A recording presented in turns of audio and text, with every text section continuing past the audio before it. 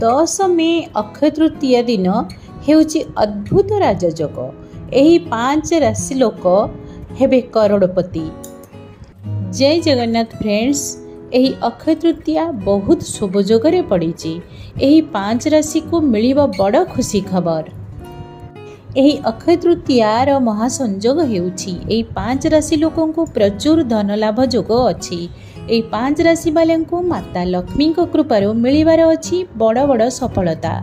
एमाने होई जिवे करोड़पति। 5 भाग्यशाली राशि जहाँ उपरे माँ लक्ष्मी को असीम कृपा बरसिब आसंतु जानिबा। ता भितर आपण भी होई थाई पारंती। 1 मेष राशि। मेष राशि लोक माँ लक्ष्मी को कृपारू मालामाल हेबे। अक्षय तृतीया रे धन जोगरु मेष राशि को आर्थिक लाभ हेबो और व्यवसाय रे वृद्धि हेबो।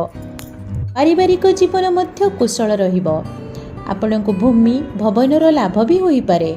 मेष राशि वालंक जीवन रे जेते भी समस्या ता एबे दूर हेबो।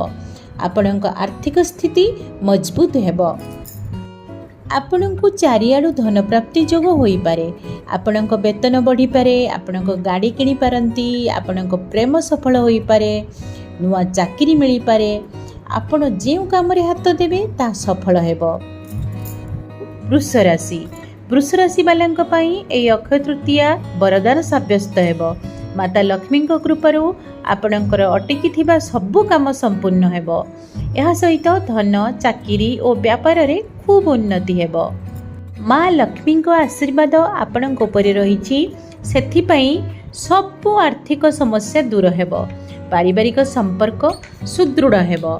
माँ को विशेष कृपारू आपणक सबु दुख समाप्त हेबो।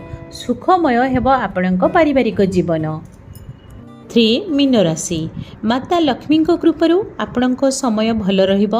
आपणको बड़ सफलता मिलिबो और बड़ खुशी खबर मिली पारे।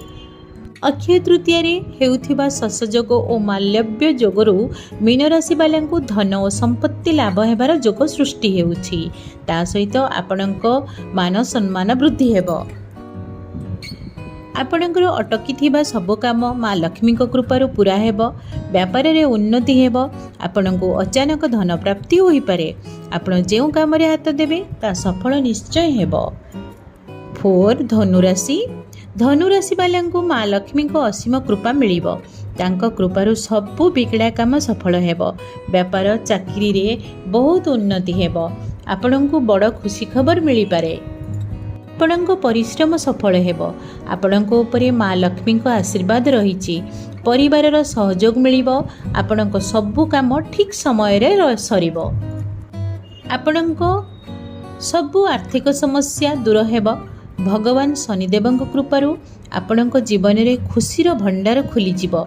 आपणको खुशीर ठिकाना रहिबो नाही। कन्या राशि। कन्या राशि पई अक्षय तृतीया दिन होउछि शुभ जोग। सेही कारणरू आपणक प्रत्येक काम सफल हेबो। माँ लक्ष्मी को विशेष कृपा आपणक उपरे रहिबो। माँ को करुणारू आपणक आर्थिक स्थिति मजबूत हेबो। आपणको प्रचुर धन प्राप्ति जोग सृष्टि हेबो। आपण नुआ गाड़ी किनिबार जोग अछि। एमिति कह जाई पारे आपणकर आर्थिक समस्या दूर हेबो। आपणक व्यवसाय चाकरी क्षेत्र रे उन्नति हेबो।